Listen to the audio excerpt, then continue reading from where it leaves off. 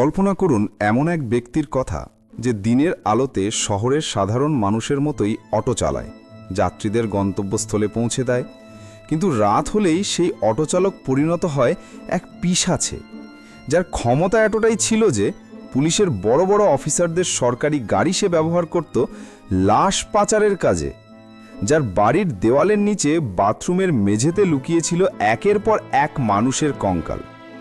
তামিলনাড়ুর ইতিহাসের অন্যতম ভয়ঙ্কর সিরিয়াল কিলার, যার নাম শুনলে আজও শিউরে ওঠে চেন্নাই, সে হলো অটো শঙ্কর। হ্যালো বন্ধুরা, আসসালামু আলাইকুম। স্বাগতম আমাদের ক্রাইম হ্যাক বাংলা চ্যানেলে। এটি এমন এক ব্যক্তির গল্প যে নিজেকে সিনেমার খলনায়ক ভাবতে ভালোবাসত এবং শেষমেশ নিজের জীবনটাকেই এক ট্র্যাজেডিতে পরিণত করেছিল। মাদ্রাজ, যা আজকের চেন্নাই, সেই শহরের অলিগলিতে কিভাবে তার হাতে খুন হলো 6 জন মানুষ, আর কি লেখা ছিল সেই গোপন ডায়েরিতে যা কাঁপিয়ে দিয়েছিল তামিলনাড়ুর প্রশাসনকে। চলুন ফিরে যাওয়া যাক সেই সময়ে।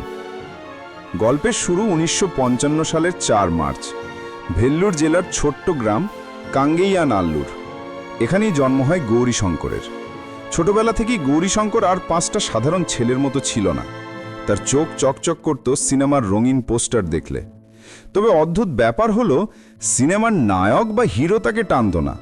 তার আকর্ষণ ছিল সিনেমার ভিলেন বা খলনায়কদের প্রতি। পর্দায় ভিলেনের হিংস্রতা, দাপট আর নিষ্ঠুরতা তাকে মুগ্ধ করত। শৈশবেই তার অপরাধপ্রবণ মানসিকতার বীজ রোপিত হয়েছিল।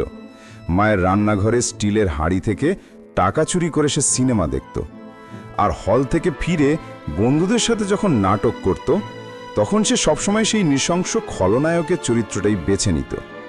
কে জানত এই খেলাই একদিন বাস্তবে রূপ নেবে। 1974 সাল, রুটিগুজির সন্ধানে 19 বছরের গৌরীশঙ্কর গ্রাম ছেড়ে পা রাখল তামিলনাড়ুর ব্যস্ত রাজধানী মাদ্রাজে। স্বপ্নের শহর মাদ্রাজ। প্রথমে দিনমজুরের কাজ, হাড় ভাঙা খাটুনি, কিন্তু তার উচ্চাকাঙ্ক্ষা ছিল আকাশ ছোঁয়া। জমানো টাকার ধার দেনা করে সে একটি অটো রিক্সা কিনল। শহরের রাস্তায় নামল গৌরীশঙ্কর। তার এই অটোটি শুধু তার পেটের ভাতের জোগান ছিল না, এটি খুব শীঘ্রই হতে চলেছিল তার অপরাধ জগতের প্রধান বাহন। 1974 সালটি শঙ্করের জীবনে মোড় ঘুরিয়ে দেয়। সে বছর তামিলনাড়ু সরকার রাজ্যে মদ নিষিদ্ধ ঘোষণা করে। সাধারণ মানুষের জন্য এটি ছিল আইনের শাসন, কিন্তু শঙ্করের জন্য এটি ছিল ভাগ্য পরিবর্তনের সুযোগ। শুরু হলো মদের কালোবাজারি বা ব্ল্যাক মার্কেটিং। শঙ্কর বুঝতে পারল তার ছোট অটোটি চোরাচালের জন্য আদর্শ। পুলিশ সাধারণত যাত্রীবাহী অটো খুব একটা তল্লাশি করত না। তাছাড়া মাদ্রাজের সরু অলিগলিতে পুলিশের জিপ যেখানে ঢুকতে পারত না, শঙ্করের অটো সেখানে অনায়াসেই পৌঁছে যেত। সে মহাবলীপুরম থেকে সস্তায় তাড়ি আর দেশি মদ এনে মাদ্রাজের গোপন আস্তানে বিক্রি শুরু করল। টাকা আসতে শুরু করলো জলের মতো, কিন্তু একা হাতেই সাম্রাজ্য সামলানো সম্ভব ছিল না। সেই ব্যবসায় যুক্ত করল তার নিজের ছোট ভাই মোহনকে। ধীরে ধীরে গৌরীশঙ্কর নামটা মুছে গিয়ে জন্ম নিল এক নতুন নাম, অটো শঙ্কর। যে অটো শঙ্কর একসময় মায়ের হাড়ি থেকে খুচরো পয়সা চুরি করত, সে এখন দামি সিল্কের শার্ট পরে, হাতে দামি ঘড়ি, আর রাস্তায় চালায় দামি মোটর বাইক। সে বিয়ে করল জগদীশ্বরীকে। আপাত দৃষ্টিতে মনে হলো জীবনটা বুঝি গুছিয়ে গেল, কিন্তু অপরাধের নেশা যার রক্তে, সে কি আর শান্তিতে থামতে পারে? 1981 সাল, সরকার মদের উপর থেকে নিষেধাজ্ঞা তুলে নিল। শঙ্করের কালোবাজারির রমরমা ব্যবসায় ভাটা পড়ল, কিন্তু শঙ্কর ততদিনে টাকার স্বাদ পেয়ে গেছে। সে থামল না। অটো চালানোর দিনগুলোতে সে শহরের অন্ধকার দিকটা খুব কাছ থেকে দেখেছিল। সে জানত মদের চেয়েও বেশি নেশা এবং টাকা আছে অন্য একটি ব্যবসায়। সেটি হলো যৌন ব্যবসা বা দেহ ব্যবসা। সে তার দল ভারী করতে শুরু করল। ভাই মোহন ছাড়াও তার দলে যোগ হলো বোনজামাই এলডিন। একে একে যুক্ত হলো শিবাজি, জয়ভেলু এবং রাজারামনের মতো কুখ্যাত অপরাধীরা। পেরিয়ারনগর এলাকায় অবৈধভাবে জমি দখল ও ক্রয় করে সে তৈরি করল তার প্রথম কোঠা। এলবি রোডের এলাকাতেও চলল তার রমরমা ব্যবসা। কিন্তু বন্ধুরা, এত বড় অবৈধ ব্যবসা কি প্রশাসনের নাকের ডগ দিয়ে চালানো সম্ভব? এখানেই আসে গল্পের সবচেয়ে জঘন্য অংশটি। অটো শঙ্করের এই সাম্রাজ্য দাঁড়িয়েছিল দুর্নীতির উপর। সে পুলিশকে নিয়মিত মোটা অঙ্কের ঘুষ দিত। শুধু টাকাই নয়, সে পুলিশ অফিসার এবং রাজনৈতিক নেতাদের মনোরঞ্জনের জন্য তার কোঠার সুন্দরী মেয়েদের সরবরাহ করত। পেরিয়ারনগরের গান্ধী গলিতে সে তৈরি করল তার বিলাসবহুল প্রাসাদ। তার দাপট কতটা ছিল জানেন?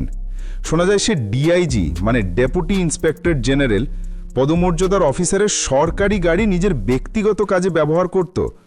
সেই গাড়িতে চড়ে পাচার হতো অবৈধ মদ আর অপহৃতা মেয়েরা। পুলিশ ছিল তার পকেটে, আর স্থানীয় মানুষ বিপদে পড়লে থানার বদলে আসত অটো শঙ্করের দরবারে। শঙ্কর তখন পেরিয়ারনগরের অঘোষিত রাজা।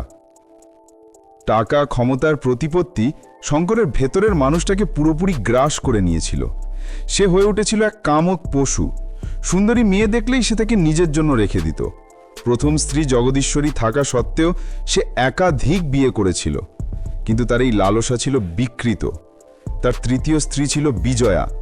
বিজয়ার উপর শঙ্কর যে অত্যাচার করত তা শুনলে গা শিউড়ে ওঠে। সে দাঁত দিয়ে বিজয়ার শরীর কামড়ে ক্ষতবিক্ষত করত, জ্বলন্ত সিগারেটের ছ্যাঁকা দিত শরীরের সংবেদনশীল স্থানে, এমনকি গোপনাঙ্গেও। যন্ত্রণায় বিজয়া চিৎকার করত, আর সেই চিৎকার শুনে শঙ্করের মনে পৈশাচিক আনন্দ হতো। এই নারকীয় অত্যাচার সহ্য না করতে পেরে বিজয়া এবং পরে তার আরেক স্ত্রী মধু কোনো মতে প্রাণ হাতে নিয়ে পালিয়ে গিয়েছিল। কিন্তু সবার ভাগ্য এত ভালো ছিল না। 1987 মাউন্ট রোডের বিখ্যাত ক্যাবারে পালসে সেখানে নাচতে দেখা গেল সুন্দরী ললিতাকে। ললিতার রূপে মুগ্ধ হয়ে শঙ্কর তাকে জোর করে বিয়ে করল এবং রাখল কলক্ষেত্র রোডের একটি বাড়িতে। কিন্তু ললিতা শঙ্করের এই পশুত্ব মেনে নিতে পারেনি। সে গোপনে প্রেম করতে শুরু করল শঙ্করের গ্যাংয়েরই এক সদস্য সুদালাইয়ের সাথে। সুযোগ বুঝে ললিতা আর সুদালাই পালিয়ে গেল। শঙ্করের মতো ডনের স্ত্রী তার দলের ছেলের সাথে পালিয়েছে, এটা শঙ্করের অহংকারের উপর সরাসরি আঘাত। সে পাগলা কুকুরের মতো তাদের খুঁজতে লাগলো।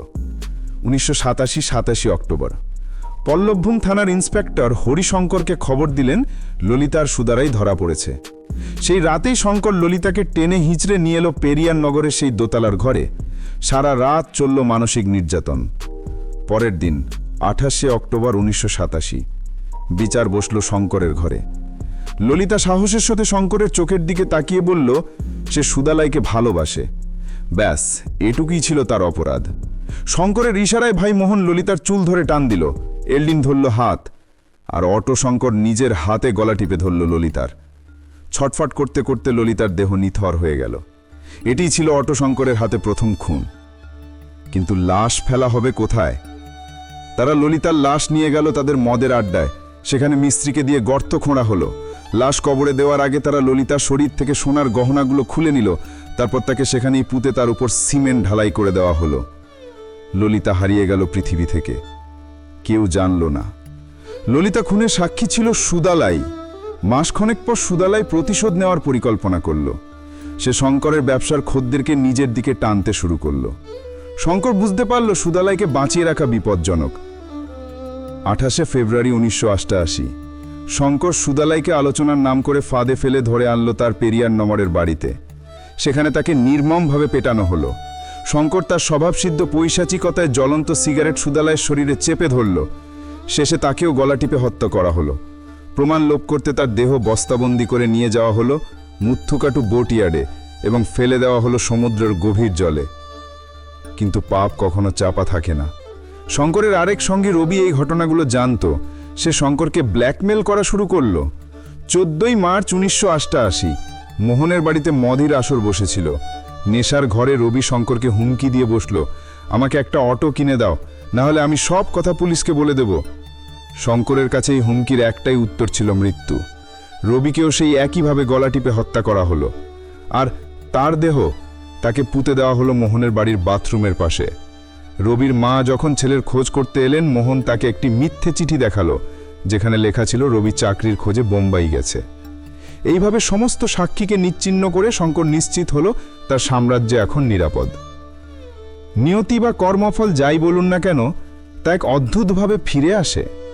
29 মে 1988 অটো শঙ্করের কোঠার এক মেয়ে আনিতাকে এলবি রোডের এলাকায় উত্ত্যক্ত করে 3 যুবক, সম্পদ, মোহন এবং গোবিন্দরাজ। এরা ছিল লোকাল রাজনৈতিক দলের সাথে যুক্ত। শঙ্কর খবর পেয়ে রাগে অন্ধ হয়ে গেল। তার এলাকায় তার মেয়ের সাথে বেয়াদবি! সে তার গ্যাং নিয়ে প্রকাশ্য দিবালোকে সেই 3 জনকে মারধর করে তুলে নিয়ে এলো তার নিজের গান্ধী গলির বাড়ির স্টোর রুমে।